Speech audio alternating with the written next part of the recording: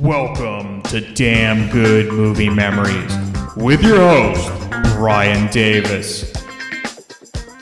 This podcast is the cure for your long commute and super boring workday.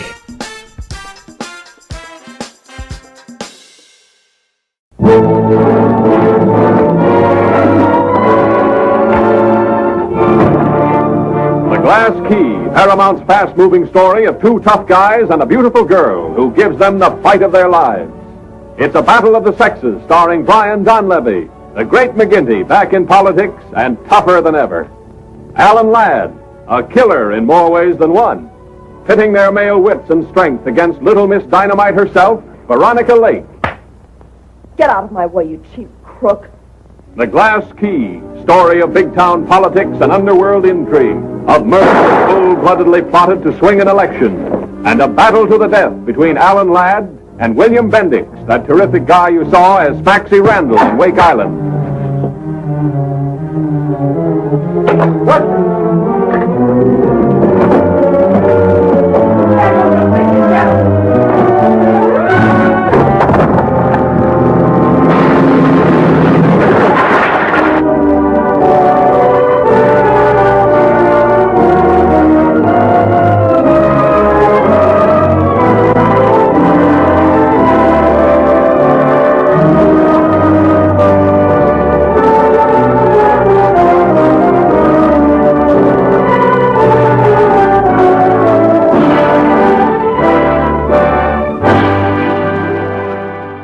Hey there, it's Brian Davis, and for this week's episode, we're going to cover the movie The Glass Key from 1942. The studio is Paramount Pictures, release date was October 23rd, 1942. The running time 85 minutes, and it was in black and white. Leonard Maltin from his Classic Movie Guide gives it 3.5 out of 4 stars. He writes fast-moving remake of the 1935 film, with ward heeler Brian Donlevy accused of murder and henchman Alan Ladd bailing him out. Veronica Lake is fine as the mysterious love interest, and William Bendix is effective as the brutal bodyguard. Akira Kurosawa claims this film was the inspiration for Yojimbo. Now, The Glass Key was one film I had been hoping would be released on DVD for years after first seeing it at the Stanford Theater in Palo Alto, California in the early 2000s. It was finally released in a 3-film TCM box set called Dark Crimes in 2012, and it also included the films The Blue Dahlia and Phantom Lady. Let's get into the main cast. You have Alan Ladd, who plays Ed Beaumont. Ladd's career began in the 1930s, but always in uncredited roles. He really didn't get noticed until the 40s and was one of the few blonde-haired actors to become a star, as most leading men were dark-haired. His first major starring role came in This Gun for Hire, which also starred Veronica Lake. This was prior to The Glass Key. And just as his career was beginning to take off, he joined the military in 1943 during World War II. However, his stomach issues led to a medical discharge, and he returned to acting in 1944. Now, I will eventually get into more parts of Ladd's career when I cover his later films, but sadly, he died in 1964 at the young age of 50 after an accidental overdose of alcohol, sleeping pills, and tranquilizers after attempting to recover from a knee injury. Ladd always had trouble sleeping, and though he didn't take a lethal dose of those pills, that combination proved fatal. Veronica Lake plays Janet Henry. Now, I already covered Lake's early career in the Sullivan's Travels episode, and that film made her a star, and like Ladd, was one of the few blonde actresses of the era with her iconic long, blonde, flowing hair. It really made her unique and actually less dated for today's audience compared to the other actresses of the era and their hairstyles. After Sullivan's Travels, she starred in This Gun for Hire prior to The Glass Key. Brian Donlevy plays Paul Madvig. Donlevy was definitely the most veteran actor of the cast, with his career beginning on Broadway in the 1920s.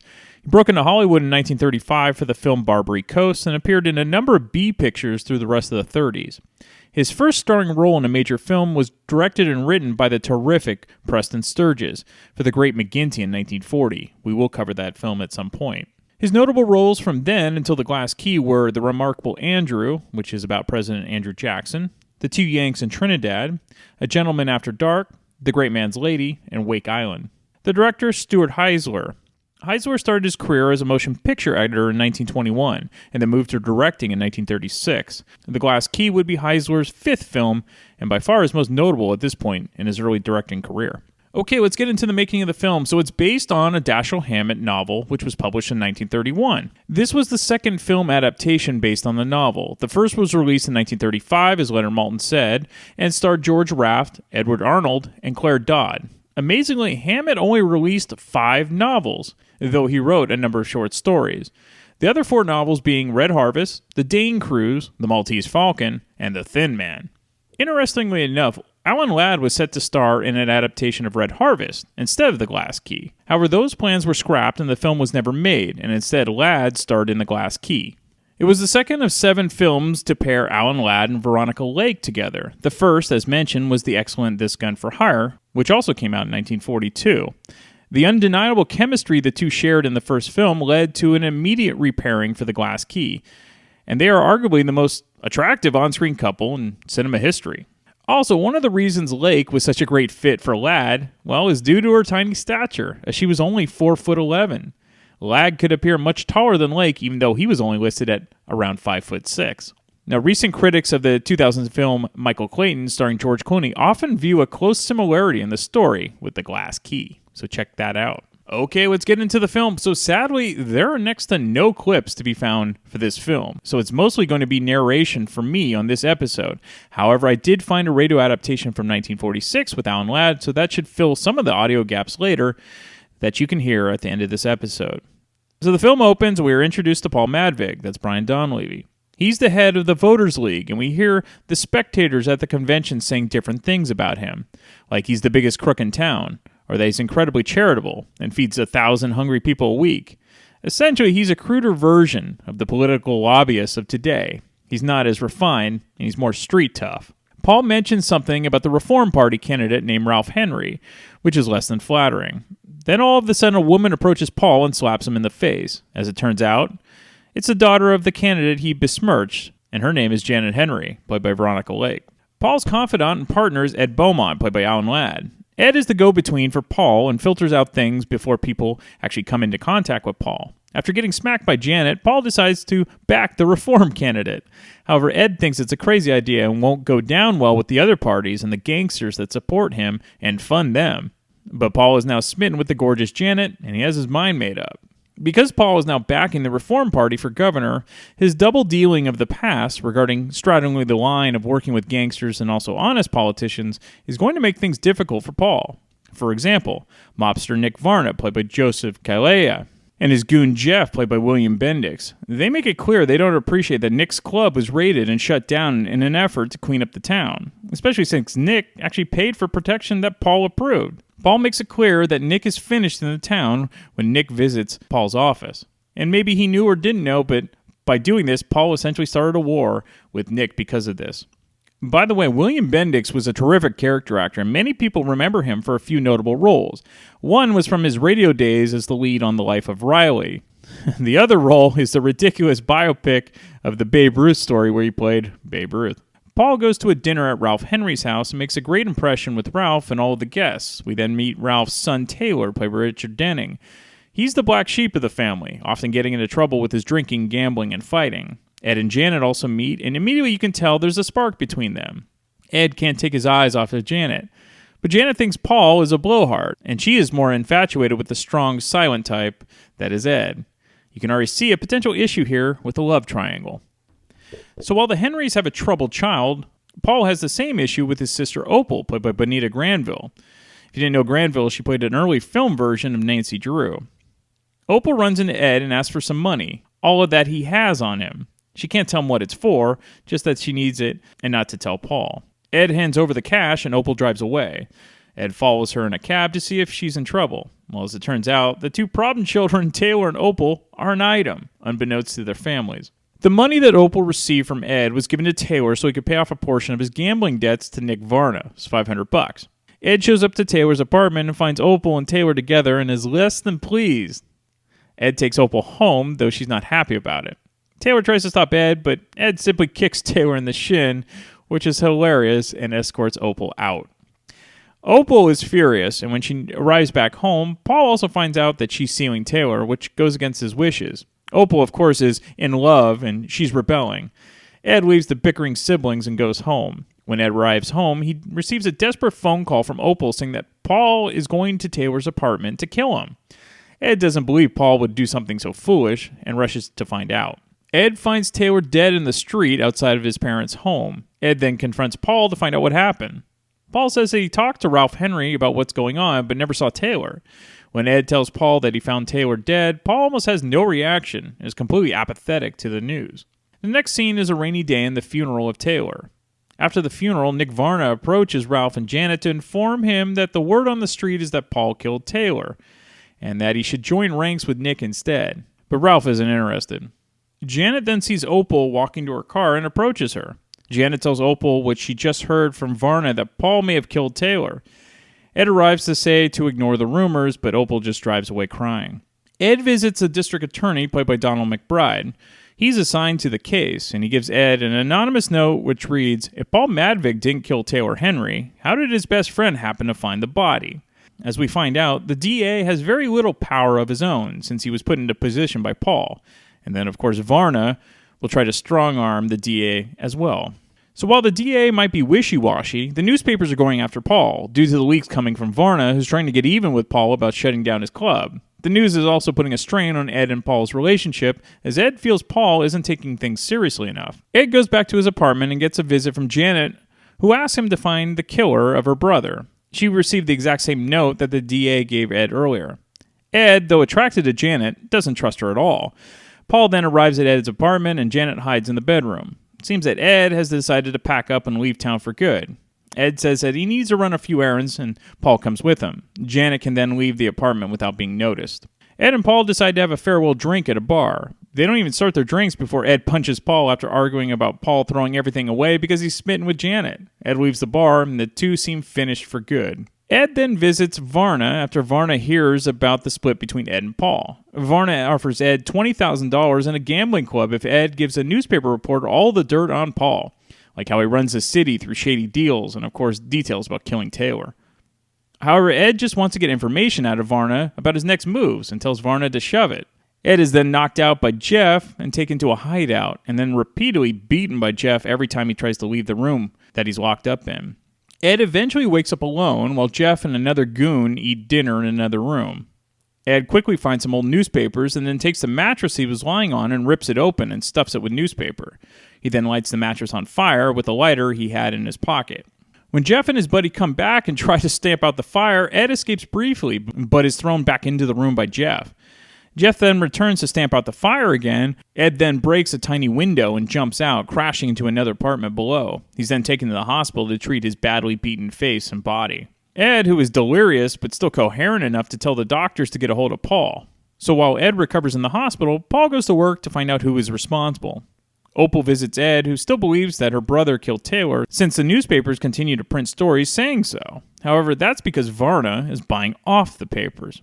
As Ed continues to recover, he gets a few visitors, along with a very attractive nurse played by Frances Gifford.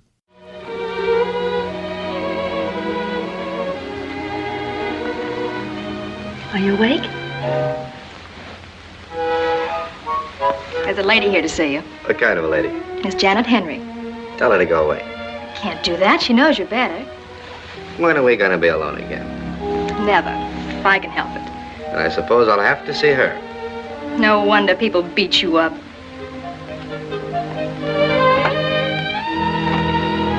Come in, please.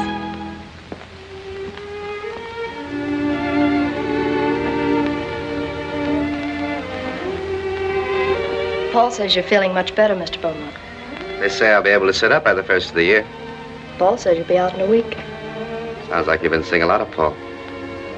Let's don't talk about Paul. What do we talk about? You. Comfortable here? More or less. No fun. No fun. Hasn't your nurse been treating you well? Not as well as I'd like. Poor boy. If I'd known you were being neglected, I would have come sooner. What's this I heard about coming sooner? I said if I had known he was recovering so rapidly, I would have come sooner. Way I figured Ed's lucky for you to come at all. As it turns out, Janet and Paul are now engaged. Ed isn't thrilled, but he keeps a poker face about the news. Ed also finds out that Opal's heading up to the country after being invited by one of those owners of the paper who continues to publish stories planted by Varna. Ed decides to leave the hospital against doctor's orders in order to find out what is going on at that country house. When Ed arrives, he finds Opal with Varna and his gang, along with a newspaper publisher who's been bought off by Varna. Also, the publisher's wife happens to be there too. As it turns out, Opal has been telling the paper the story that Varna initially wanted Ed to tell, and that she's getting the same payout. She's so mad at her brother, she'd sell him out. But Ed has a plan to get Paul out of this jam. But what is it? Well, you're just going to have to watch the film, and the final 25 minutes will answer all of your questions, including if Paul really did kill Taylor. And get ready for all those plot twists. Now, this is a very well-written, it's a very quick film noir with two of the biggest on-screen duos of their era, that being Veronica Lake and Alan Ladd, and they're at the top of their game. So if you're into classic mysteries, I think you'll enjoy this one. All right, some fun facts. So even though the studio loved the chemistry that Alan Ladd and Veronica Lake had from their first film, This Gun for Hire, Paulette Goddard was the original choice for the Janet role. When Goddard had to drop out, Patricia Morrison was then selected. But of course, she was later replaced by Veronica Lake for the aforementioned reason she had chemistry with Alan Ladd. Now, the always aloof Alan Ladd, who was a former laborer, preferred the friendship of the film crew than the other actors and studio executives. However, he was still able to form lasting friendships with a few of his co-stars, especially William Bendix. Bendix accidentally cold-cocked Ladd during a particularly vicious fight scene in the film. Ladd was so taken aback by the sincerity of Bendix's apologies that they formed an immediate and unlikely friendship. They even purchased homes across the street from one another at one point. Now, in Dashiell Hammett's original novel, Ed's name is actually Ned. All right, we have a special guest, and it's Lindsay, who had never seen this movie before, so we get her fresh take on that. And after we talk to Lindsay, I'm going to give you, as I told you before, the old-time radio version from 1946 of The Glass Key from the Screen Guild Radio Theater, and that starred Alan Ladd, Marjorie Reynolds, and Ward Bond. So enjoy that, and I'll be back next week to talk about yet another random movie from my DVD collection. Okay, we're back with Lindsay. Welcome back. Hey, Brian. Thanks for having me on the show again. Hi, everybody. So here's what we're going to do. So Lindsay hasn't seen many classic films. So this was kind of fun because she's definitely never seen The Glass Key before. I don't even think you've seen any of those actors or actresses before on film, have you? No, I haven't actually, no. So what were your first impressions watching a film like this, and how often do you go back and watch like classic black and white films? I guess I'll answer the second question first. Yeah.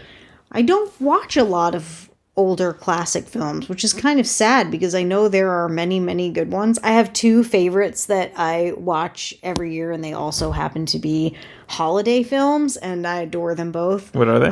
One is Christmas in Connecticut. And why is that? Well, I am from Connecticut, and it reminds me very much of my grandparents because that is a film we used to watch on Christmas Eve together, which I really appreciate and I have fond memories of. And the other one is Holiday Inn. There you go. Also takes place in Connecticut. Also a film I used to watch with my grandparents. So I just have a lot of love for those two films. And clearly they're from roughly the same era as this. So I do own Christmas in Connecticut. I love Barbara Stanwyck, so we'll be talking about that in the next... She's amazing. Yeah. That's an amazing comedy for that time, too. Very women's lib at the time and very entertaining. I would say my first impressions of The Glass Key. Of The Glass Key, I really thought it was interesting. There are times it was hard to follow. There's a lot going on. It's kind of this political drama, and I'm pretty good with most films, even complicated ones, the jumping around from parts to parts and kind of just paying attention to what's going on. But this one, in a few instances, it was hard to get exactly what was happening when it was happening. And there were a couple times I did get a little bit confused about what was occurring in a particular scene. But I thought it was interesting in that there was so much kind of mobstery and almost violent influence in this one. Like, that's not what I think of when I think of, the 1940s. And it definitely took some turns that I didn't expect in that way. It felt like I was watching a really old Goodfellas. Yeah, exactly. And so that's... Whereas today they're called lobbyists, back then they were basically racketeers. There was a lot of racketeering back then with the political offices. And so we were talking about like the district attorney especially was like the worst DA ever because he's basically up for sale for everything, and he was just kind of a drunk that they put in office so that he could do whatever political influence could sway him. He did seem like he did everybody's bidding, but that might have been one of the other elements of the film that was interesting and also confusing at the same time. It was hard to tell who was on the side of whom, just the way that it felt like things flip-flopped. Right. This person is found murdered, and this person could be the one that did it, or this person could be... There was a point in the beginning where I was very confused about the one character, Taylor, that was found murdered. I thought that his sister was actually his girlfriend, right. Because I didn't feel that was very well explained. She's, kind of right before the scene where he's found on the sidewalk, unresponsive. Yeah. They're having a bit of an argument in what turns out to be their parents' house. I thought it was just her dad's house, about him having some degenerate gambling problems. Yep. And he was asking her, shaking her down for money. I thought it was his girlfriend. No. But no, they turned out to be brother and sister. And then before you know it, you realize that the sister of one of the other main characters, the Paul Madvig character, was being shaken down by him also for money. Right. So I got really confused for a minute there, and I'm like, wait a minute. I actually thought that was kind of interesting. It's like, oh wow, he's a real playboy. He's playing both these chicks, but one was his sister. So well, it didn't help that Veronica Lake and Bonita Granville kind of looked similar. Like they were both blondes. They both kind of had similar features. So maybe that was easy to confuse. I don't know. No, it wasn't their looks so much. Although I would see their looks were different for this time. You brought that up before we watched the film, but I was just, again, one of the toughest things for me when I watch classic films is that I feel like I see the story jumps a bit. And unlike the films of today, where many of them do a really solid job buttoning up all the parts and pieces, so there's really like no jagged edges left. Sometimes when I see films from this era, I don't know if it's because they were trying to keep them to a certain time or something like that, but I feel like there's a lot of loose ends left. And then it can be confusing to understand what's happening. You feel like you missed an important piece of something. And then it's like, wait a minute, maybe that piece just actually didn't happen. I didn't miss it. It just didn't happen. So here's another thing. A lot of the screenwriters back then were adapting from actual real authors. That doesn't really happen as much today. I mean, granted, there are books that are adapted into films, don't get me wrong. But back then, Dashiell Hammett was a famous writer. He wrote The Maltese Falcon. He wrote all that stuff. So it's possible that maybe they really edited what the original script was. And by doing that, your chunks are left out. They also didn't... The budgets for these films weren't huge. So maybe they didn't have time to really draw out these plots. I almost think that the political angle is almost like a MacGuffin, because it really... You're trying to figure out who actually killed Taylor. And that's really the heart of this story, is like who really she did it. It's a whodunit. It does get confusing, though, because there are a couple of people that you think could have done it. And maybe that does end up being a cool element of the film, is that it could have been a lot of different people. And you should be kept guessing until the end. And the truth is, when you get to the end, you are surprised. That's not what I thought it was going to be. I was pretty convinced it was one person, and then it ends up being somebody else. Don't spoil it. I'm not going to do the spoiler. I refuse to do that. I wouldn't say this is a film I wouldn't watch again. Maybe I would watch it again, and this time I would try to catch some of those little nuanced things, even really weird things, like right in the beginning. Again, Paul Madvig, who's sort of like one of the lead characters here. Yeah, he's Brian Donlevy character. Yeah, the Brian Donlevy character. He's wearing a wedding ring, and he's trying to get the interest of Janet Henry, played by Veronica Lake. And I'm looking at you during the film, and I'm like, but he's wearing a wedding ring. Yeah. Why is he trying to, like, again, is this a classic mobster? Like, he's cheating on his wife. But he's not married. But that's the thing. Why is he wearing the wedding? There's just these weird little nuanced things. Maybe I'm too much of a details person, but I saw that and I'm like, I'm so confused. And then I'm like, oh, maybe he's just like Tony Soprano or all the other mobsters where they've always got a side piece, Maybe she was supposed to be the side piece, but that's not what it was. That's a great call. But continuity back then, most people weren't picking up this stuff, and if they did, they never could have assumed that these films were going to, after they were out of the theater, you'd never see these films again. Nobody could have predicted television, cable, and eventually home video. That's, this is movies over 80 years old now at this point. So, but you're right, there is a continuity issue there, and that was interesting. You picked it up. How did you feel about the chemistry between Alan Ladd and Veronica Lake? Did you like that? It was interesting. Like, one of the things that always sticks out in films like this, not so much the two I described that I've watched a lot in the past, but sometimes the sexual tension between these characters is, I'm surprised by it, because I think about modern women. Now, granted, I know that this is however many decades before and it was different, but it's almost like this ridiculous amount of obviousness, like women almost feels like they're pushing themselves on these men. There were a lot of moments in here where I'm like, gosh, she's just throwing herself at this guy. But that's the femme fatale, though, too. That's a film noir. Which I get that, but it just seems like in the real world, if I were to observe something happening on that scale in that way, I'd be like really thinking like, this one, like, she's trouble, man. She's over the top. And yes, there's the femme fatale angle, but sometimes it seems like it's extra. Yeah. It's just really extra. And I don't know how these men in these films don't see through it, because it's so ridiculously extra. But then again, you don't go to clubs where all the, like in real life, where rich guys are probably getting these type of women are going after power and stuff like that too. Yes, it's just not my scene. It's not your scene. Nope. So, and again, this wouldn't be your scene either. This whole political power. Yeah, she seemed like she was playing a bunch of angles. She did not seem like a genuine person. At first, I thought she might have been, but it became very clear early that there was a disingenuousness to her that bugged me. Well, again, film noir is one of my favorite genres. I've seen hundreds of films, and so I'm used to the femme fatale. This is a common trope.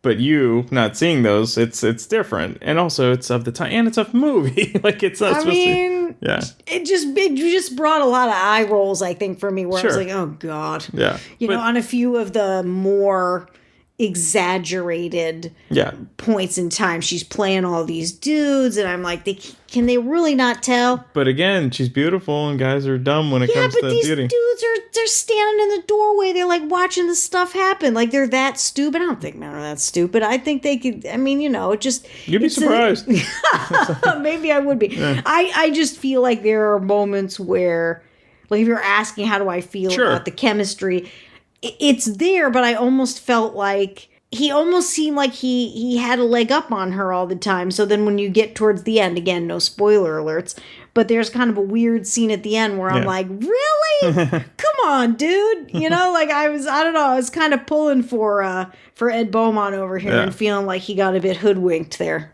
That's a good word. I like hoodwink. I like it. Okay, so lastly, this is actually a pretty violent film. The way that Ed kind of gets beaten by the William Bendix character. How did you feel about that? I mean, that was pretty violent for 1942. It was. That was probably one of the greater surprises because, again, going back to some of the classic, like Scorsese type mobster-esque films, all the ones he was probably influenced by those. Yeah, have those scenes.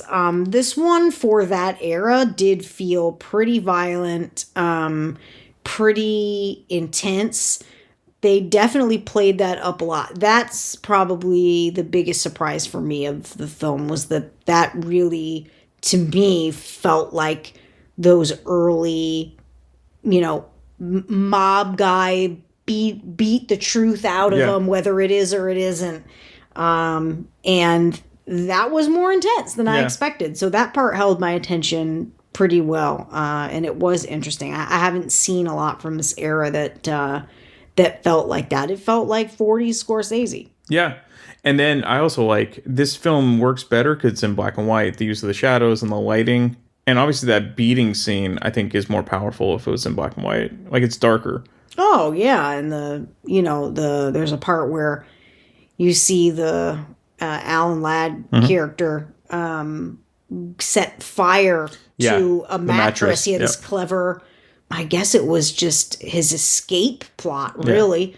And he had desperation. This good idea, and I didn't know what he was going to. In fact, when I saw him steal the razor blade, I thought he was going to hurt one of the guys with it. I did not see that his plan was to cut open a mattress and basically create a ruse so that the guys who were holding him captive would like come running and see this fire and then be like, "Oh shit, fire!" And do we then put out he the would fire? kind of like get out, or attempt to get out. I didn't see that coming, so that was a bit of a surprise. That scene was probably my favorite scene, and as difficult as it was to watch because it's kind of harsh. And again, I'm a big sort of mobster Scorsese type fan, so I think that was probably the best scene in the film, to be honest. So if you're ever held hostage, folks, try to steal a match or a lighter and cut open a mattress. Set it ablaze. It worked. It worked here. So would you recommend this, or was this one like a one and done for you? No, I mean, I think it's worth watching. I probably would watch it again and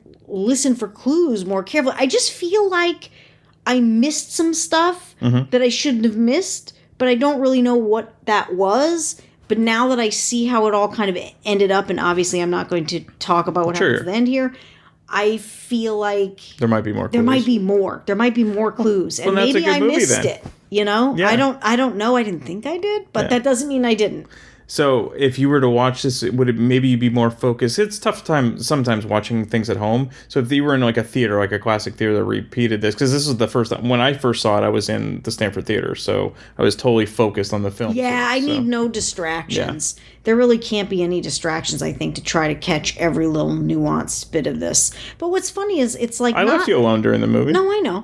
But not all classic films that I've watched get confusing. Sure. Like, again, I quoted my two most favorite But those are comedies. Yeah. They are comedies, and there really wasn't anything confusing about them. But this one I was like, wait, what? What happened? What's happening here? But some of these old plots do get convoluted. Yeah, and I don't know if it's something like you said, the adaptation from the book, the getting cut on the editing floor, the idea that people didn't think these would like live in perpetuity. No, it was like it's a one and done in a theater, but that's it.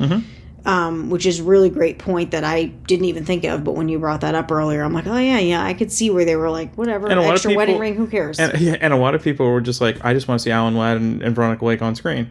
Yeah. So the plot was kind of like, you were seeing superstars at the time. I guess, the other thing is, I felt like the Alan Ladd character was more developed. Yeah. And even though Veronica Lake, she's pretty to look at, I kind of didn't feel like her character was that well developed. No. I did think the Ed Beaumont character, again, Alan Ladd, was really well developed. Like, that was the most interesting character in the entire film. I also think that if this movie was made today, the Opal character, so Bonita Granville, that might have been even a more well-developed character than what it was. I'd hope so. Yeah. I mean, she was the sister of Paul Madvig. Right. And she had a relationship of sorts with Taylor. Yeah, and also with Ed Beaumont. I think that would have been more interesting. Too, yeah. The way Ed protected Opal and was kind of like going after her and like pulling her from this situation. Almost like it was his sister. Giving her money. But but it didn't feel like it was his sister. It felt more like that was the love interest. Maybe. So in a way, I'm like, she seemed like the better one anyway. Yeah. I almost feel like the good one got away. But he couldn't have done that to his best friend. He couldn't date his best friend's sister. But why not? I don't know. He wanted to steal his best friend's girlfriend. Why not take the sister? At least he's not going to date his own sister. So when Lindsay writes The Glass Key Part 2, this is where we're going with this. I'm penning it already, folks. All right. I just think the Opal character, if she had been ending up with Ed, I don't know. I really would have liked to see where that went. There you go. Yeah. My new ending. The new ending. See, this is why we have Lindsay on. Yay. Thank you for doing this, Lindsay. No, thank you for having me.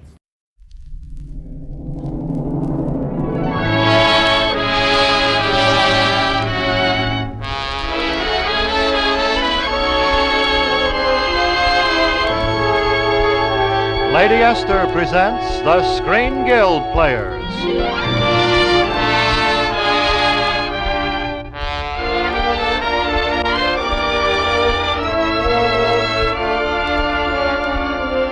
The Lady Esther Screen Guild play tonight, The Glass Key. The starring players. This is Alan Ladd. This is Marjorie Reynolds. And this is Ward Bond.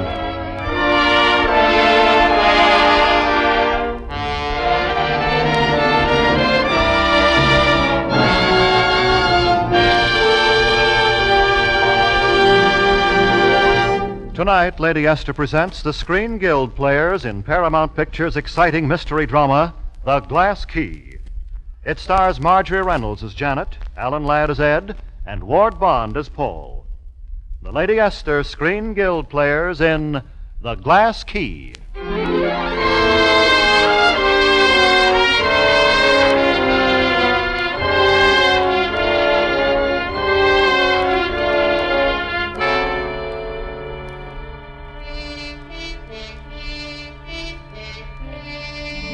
Paul used to say we made a great combination. He had the fists and I had the brains. Not that you could call him dumb. You don't get to be political boss of a state without having something under your hat.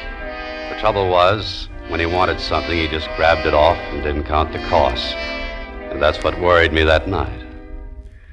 Say, Ed, the new posters just came in. How do you like them? Elect Ralph Henry governor. 3-color job. Not bad, huh? Paul, are you really going through with that crazy idea? What crazy idea? Throwing in with old man Henry, the whole reform ticket? Why, sure. We're making the deal tonight at dinner. At his house. Hey, what's the matter? Don't you like it? No more than I like those socks you're wearing. Huh? What's wrong with them? The clocks, they tick too loud. Yeah? I thought they was pretty. Nick Vegas isn't going to like it either. No, ain't that just too bad? You know, they raided his gambling joint last night. Yeah, I know. I passed the word myself. Nick bought protection. He's going to want it. Yeah, but it just happens that we're cleaning up this town. Paul, he's too big to take the boot from you now. Maybe he's too big to take it laying down, but he'll take it. This is the kiss-off. And after election, you think Henry will play ball? I know he will, Ed. Why, he's practically given me the key to his house. Yeah, a glass key. Look out, it don't break off in your hand.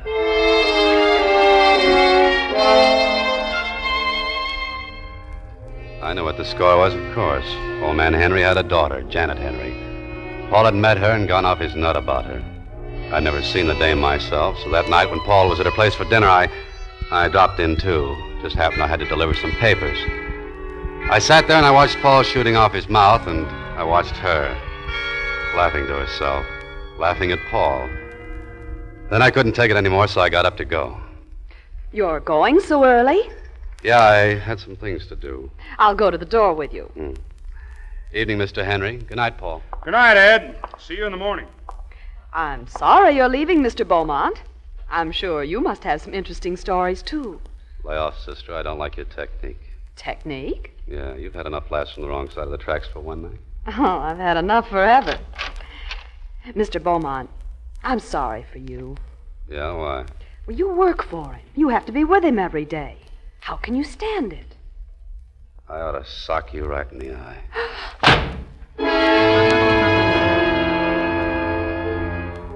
She wasn't the only one in that family who was bothering me right then. She had a brother named was Taylor Henry.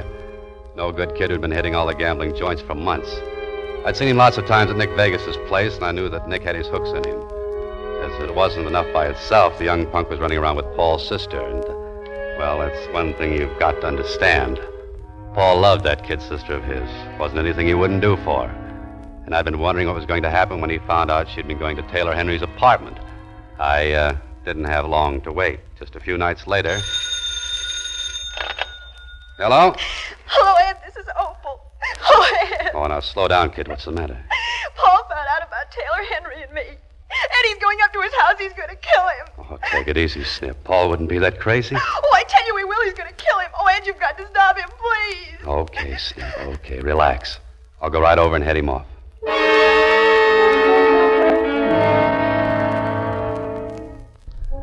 I kept my promise. I went up to the house, a big house. There wasn't a light. The place was dark. I figured everything was under control, so I stepped off the curb to hail a cab, and I saw something laying there in the street. Yeah, something. Taylor Henry, and he was dead.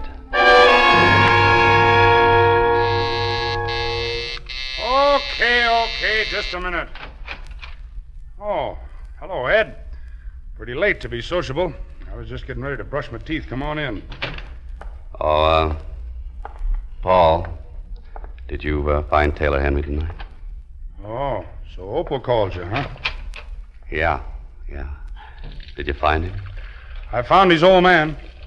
I had a long talk with him. Wasn't Taylor there? No. Why? Well, he's laying in the gutter outside his house. He's dead. Is that so? Didn't you hear what I said? Sure. Well, Well, what? he was killed. You want me to get hysterical about it? What do you want me to do? Should I call the police? Don't they know about it? Wasn't anybody around when I found him. Is it all right for me to say I found him? Why not? Go ahead. Use the phone. Okay. You're a big fool, Ed. Well, one of us is.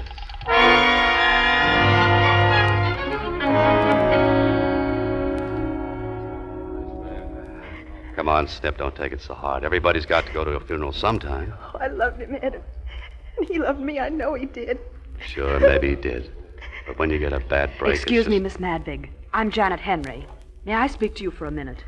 If you want. It's just that I think you ought to know something I just heard. About what? About Taylor's murder. Come on, let's go, Snip. I beg your pardon.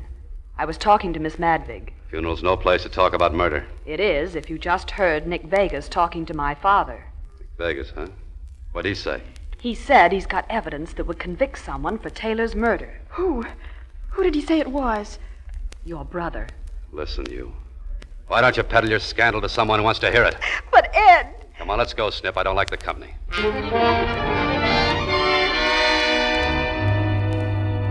Sit down, Ed. Glad to see you. Are you? Sure. But what brings you to the DA's office? As if you didn't know. What about Taylor Henry? Well, of course, some people think we're kind of slow in cleaning up that murder, but... Yeah, who thinks so? Oh, no one special. It's just, well, here. Take a look at this. A letter, huh? You know how it is. A lot of cranks around. They always write anonymous letters and... Go on, read it. Well, if Paul Madvig didn't kill Taylor Henry, how did his best friend happen to find the body? You said anything about that to Paul? No. Don't. Now, Ed, I'm not taking this letter seriously. It's just that, well, there's a lot of pressure on this case. The papers, the Observer especially. You ought to know Nick Vegas owns the Observer. Matthews owes him $100,000. Dice. Well, it's... Let's have it far. What has Nick got? He's coming in tomorrow to... Well, Ed, I just can't sit around and... Paul tells you to, you'll sit, stand, or ride a bicycle. Listen, I'm district attorney of this city and county. Of course, if Paul, if there's any reason why I shouldn't... There isn't any reason. And I wouldn't like you to think you're going around thinking there was. I'm going up to see Paul. And if I were you, I'd buy that bicycle.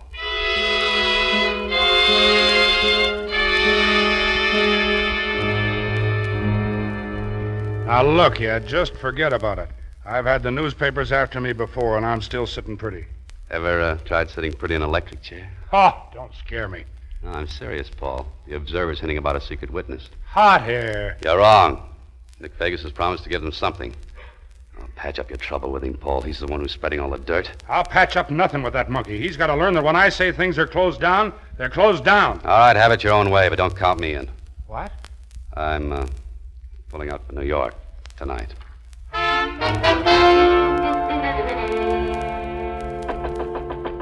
Yeah, come in. Hello. Do you mind? Oh, you, huh? What is this, slumming again? You don't like me, do you, Mr. Beaumont? I don't know. I think I do. I'm pleased. Why? Why, you're very direct, aren't you? Yeah, why are you so pleased? Well, for some obscure reason, I think you're nice. Okay. Now let's have the not-so-obscure reason. Well, I was hoping you'd help me. Tell me something I want to know. Yeah, what? Did Paul Madvig kill my brother? No. You're sure? After all, you're Paul's best friend, and you found Taylor's body. How did you know it? Huh. All right, hand it over. What? The letter, come on. Give. Oh, now you're being smart. I knew you had it. But, I don't... Sure, exactly like the one Farr got. Some half-witted crackpot. But what if it isn't? I've got to be sure. Please help me. You want to, I can tell you do. No. I know why. It's because you're Paul's friend. Now listen, don't get any corny ideas. If I wanted you, it wouldn't make any difference whose friend I was. But you do like me. You just said you did. Sure. You've got a pretty face, nice manners. But I wouldn't trust you out of this room. You're slumming, and I don't go for it. You think you're too good for me. But, sister, it happens I think I'm too good for you. Now, if you don't mind, I'll answer my phone. Hello? Yeah, speaking. You do? What for? Well, I'm not promising anything. No, don't be surprised if I'm there. Yeah, that's right. About 15 minutes. Well, Miss Henry, I guess you'd better run along. But aren't you going You to... heard me. Beat it. I just made a date.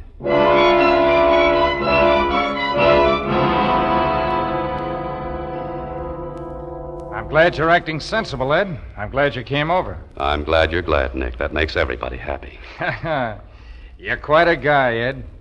That's why I've been thinking about you. I figured you and I could slice some turkey together, if you'd break down and do me a little favor. Yeah, what? You ought to know plenty about Madvig. What's your proposition? Why did Paul bump off young Taylor? Hey, that's a nice desk. Cost very much? Plenty. But you haven't answered my question. You haven't made your proposition. I'll stake you to the finest gambling place in town. I'll let you run it to suit yourself. Give you plenty of protection. Where would you be getting protection? Uh-huh. You're not so hot for putting in with me, are you? It wasn't my idea, so I guess I might... Sit down. Yeah, sure. I'll give you 10 grand in cash right now. 10 more on election night if we beat Paul. And the gambling house offer still goes. What do I have to do? Give you a story to the Observer. How Paul's sister phoned you. How you went up to Taylor's house. So you know about that? Sure, I know everything about that kid. I had to. He owed me so much dough. Say, you didn't knock him off, did you? Don't be funny. Now, look, if you'll talk, tell me why Paul bumped the kid off, we can go to the DA and... Forget it, Nick. Nobody's going to see the DA. Nobody's going to talk either. That's what you think. Hey, Rusty. Jeff. What's up, Nick? You want us, puss? Okay, Ed. If you want it this way, you can have it. Thanks, I guess. I'll just run along. Hey, what do you know? He passed out from one clip. Yeah, so he did. All right, now bring him to, and then clip him again. And keep on clipping him until he talks.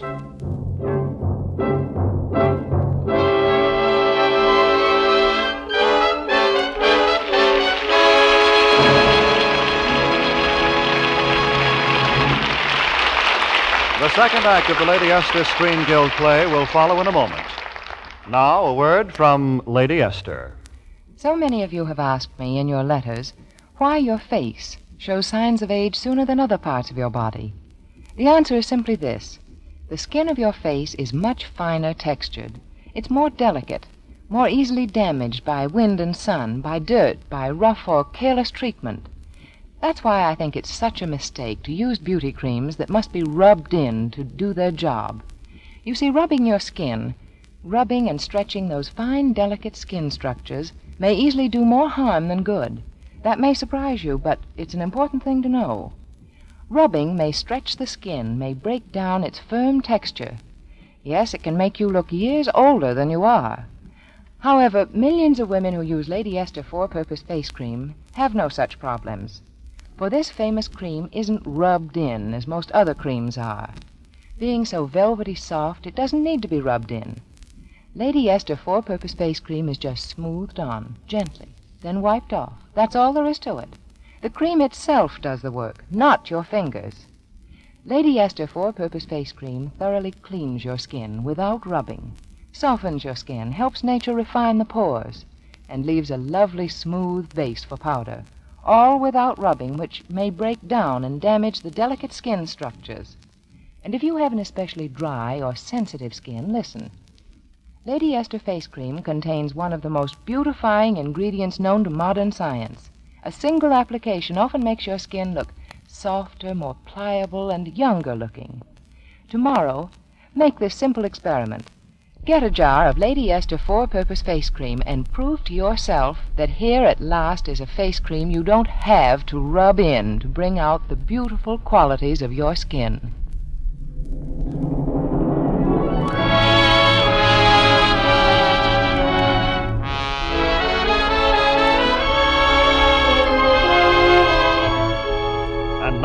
Lady Esther presents the second act of The Glass Key, starring Ward Bond, Marjorie Reynolds, and Alan Ladd.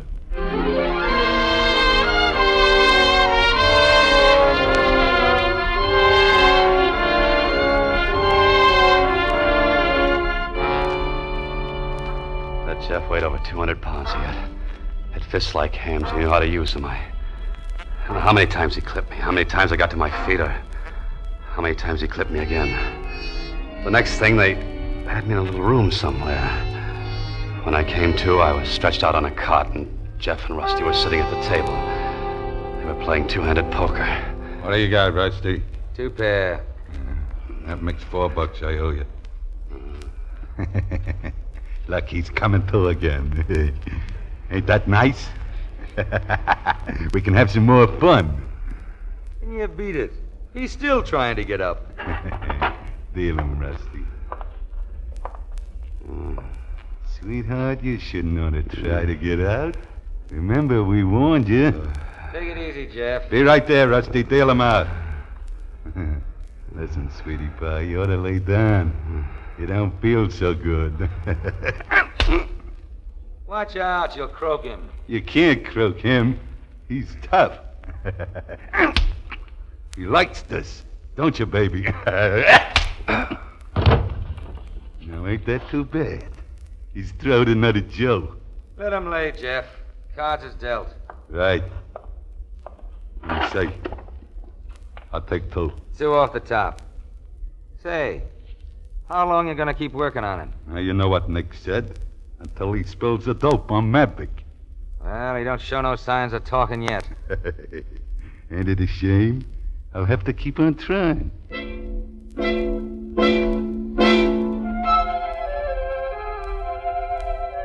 After a while, a long while, I guess, the bell stopped ringing in my head. I managed to get one eye open, and finally I realized I was alone. Rusty and Jeff were out in the kitchen. I could hear them eating even from there. Of course, they'd locked my door, and there wasn't any window in the room, just the cot and a lot of newspapers. That's what gave me the big idea. I crumbled them up and piled them by the door, and for once my cigarette lighter worked on the first try. Pretty soon I had a nice fire going, and pretty soon they smelled the smoke. I told you we shouldn't have left him, Rusty, to heal. He's got the place on fire. Grab him, Jeff. I'll handle the fire. Grab him. Where is he? I can't see a thing with the smoke. Oh, he's got to be in here somewhere. He couldn't get out. Nah, he couldn't. Except through the window. Yeah, it was as simple as that. A nice, clean drop, and I was on my way to the hospital. He's been calling for you, Mr. Madvig, ever since they brought him in. Well, there he goes again. Listen. Get Madvig. Gotta see Madvig. I'm here, Ed. Ed, it's me. It's Paul. Paul. And Nick Vegas. Yeah, gotta stop him. Paul, he's... Oh, he's fainted again. You'll need another transfusion. Well, don't stand here talking. Get going, will you? Oh, of course. Listen, Doc, if this guy dies, I'll turn this joint into a warehouse.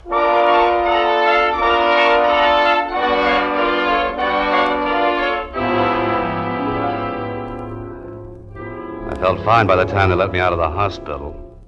Yeah, I felt fine until I saw the Observer, big screaming headlines right across the front page, practically accusing Paul of murder.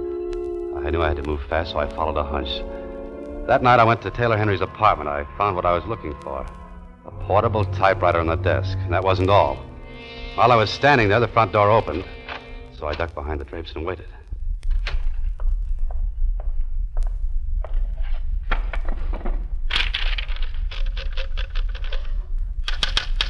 Well, I thought so. You! What are you doing here? I could ask you the same question, only it happens I know the answer. Yeah, the same as all those other little poison letters. If Paul Madvig didn't kill Taylor Henry, how did his best friend... All right, I wrote those letters. I'm sure Paul killed Taylor, and I mean to prove it. Yeah, what do you think Paul's going to do when I tell him? You're not going to tell him.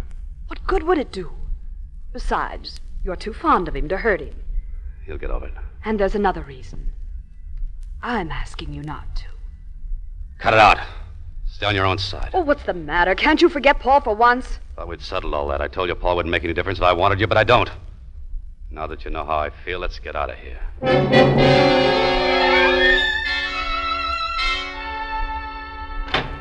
Hi, Ed. Hello, Paul. Well, looks like you were right about that rat Farr. Yeah, get the indictment. Yeah, but don't worry. There ain't a judge in town that'll hold me. Oh, Paul, listen, any judge will hold you if the evidence demands it. Look, you've got a level with me. Haven't I always? Yeah, but what about Taylor Henry? What about him? I ask you first. Oh, what's the matter? You covering up for somebody or something? Come on, let's have it, Paul. All right, I killed Taylor Henry. Oh. What happened? I was laying into him about my sister. He got excited and took a poke at me, and I hit him. He fell back and smashed his head on the curb. Oh, why didn't you say so before? You've got a perfect self-defense plea. Well, it's on account of Janet. I want Janet, Henry. I want her more than I ever wanted anything. What chance would I have with her, even if it was an accident? What chance do you think you've got with her now? She doesn't even like you. Now, Ed, look, there's some I'm things telling that... you, Paul, she's been trying to shove you right into an electric chair. She's been writing all those letters. Will you shut up? Shut up and get out of here. I'll get out when I finish talking. You'll get out when you're told to. You haven't said anything I believe. You never will. Now get out of here, you heel. This is the kiss-off. Okay, Paul. Have it your way.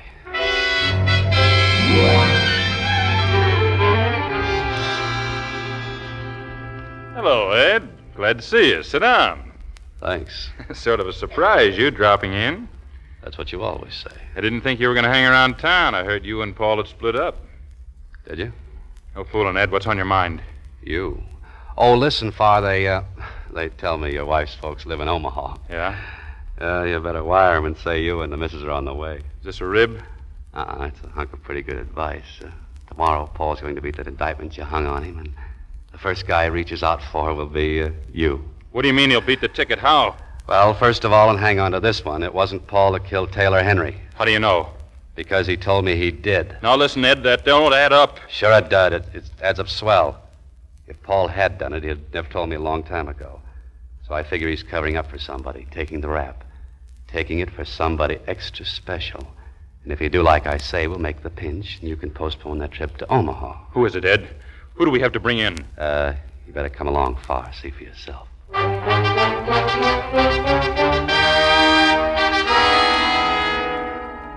But, Mr. Farr, Beaumont, this is absurd. It's the middle of the night. Janet is sleeping. I wouldn't think of disturbing her. Mr. Henry, better get her down here. I'll go up and pull her out of bed. This is outrageous. I'll call the police. Don't bother. They're here. See those two cops through the window? Now, will you bring her down, or do I have to? Ed, what is it? Okay, Farr, there's your party. Ed, what on earth does all this mean? It means that Farr's got a warrant for your arrest. Arrest? What for? For the murder of your brother, Taylor Henry. Ed. Okay, Farr. Better bring her along. I'm sorry, young lady. I'm afraid Just a moment, Mr. Farr. I think you'd better prepare another warrant. I am the one you want. Dad. I don't understand this, Mr. Henry. I killed my son. I was with Paul and Taylor when they were quarreling out in front. I sided with Paul. I told Taylor he was ruining my political career. He struck me. We scuffled. He slipped and hit his head on the curb. When Paul and I lifted him up, he was dead. I made Paul promise not to tell. Oh, Dad. Dad. You know, Farr, I was getting worried. Afraid we'd have to hang the girl to make the old man crack.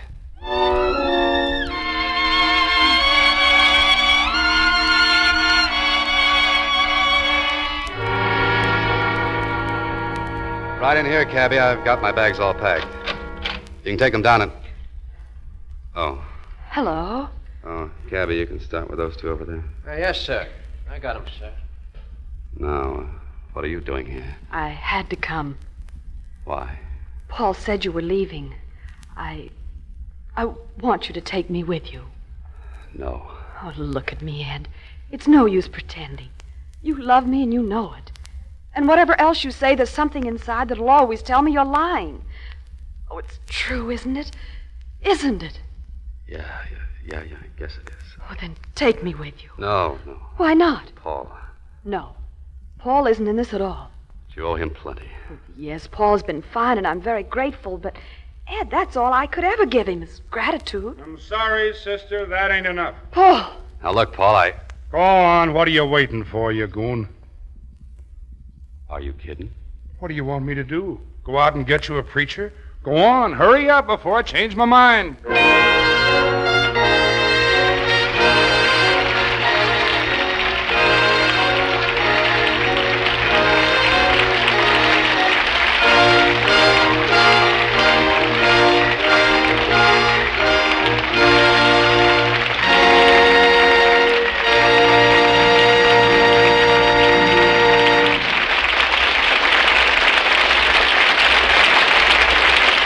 Thank you, Alan Ladd, Ward Bond, and Marjorie Reynolds for a thrilling half hour. Mr. Myers, the Motion Picture Relief Fund and its country house, both supported largely by this program, are doing such magnificent work that, well, we consider it a privilege to appear here with the Lady Esther Screen Guild players.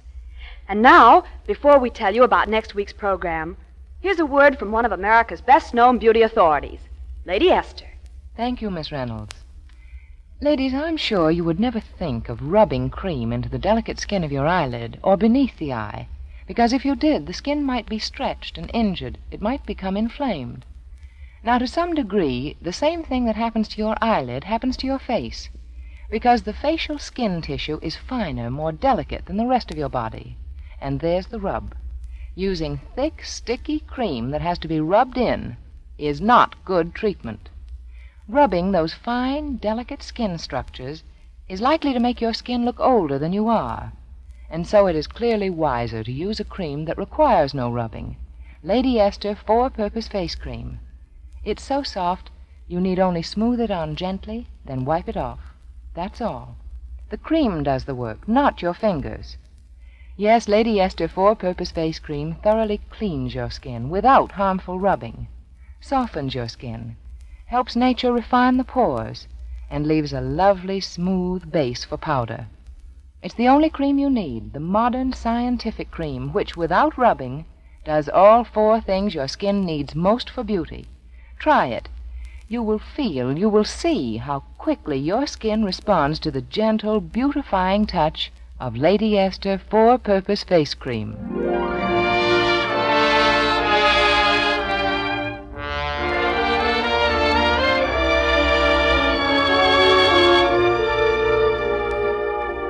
Next week, the Lady Esther Screen Guild players will present Naughty Marietta. It will star Irene Manning and Alan Jones. Be sure to listen. The Glass Key was produced and directed by Bill Lawrence and was presented through the courtesy of the author, Dashiell Hammett, and Paramount Pictures, producers of To Each His Own, starring Olivia de Havilland and John Lund. It was adapted for radio by Harry Cronman. Alan Ladd is currently being seen in the Paramount picture, OSS. Marjorie Reynolds will soon be seen in the Paramount picture, Monsieur Beaucaire. Ward Bond is soon to be seen in the Frank Capra production, It's a Wonderful Life. Music on tonight's program was arranged by Wilbur Hatch and conducted by Lud Gluskin. This is Ted Myers speaking for Lady Esther. Thank you and good night.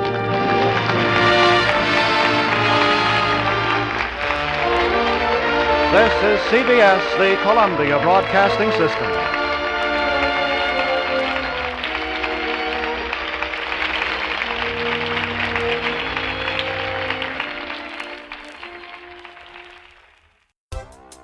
If you are ever in the San Francisco Bay Area and still love collecting or renting DVDs or VHS tapes, come check out Captain Video in San Mateo at 2837 South El Camino Real.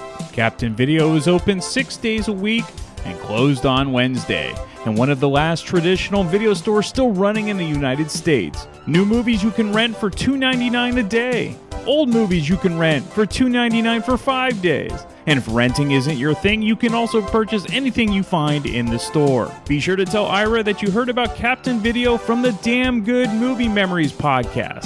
Happy renting and happy collecting at Captain Video. Come hang out and chill with Brian A. Davis and the Bad Beat. Wednesdays, 11 p.m. Eastern, right here on thatmetalstation.com.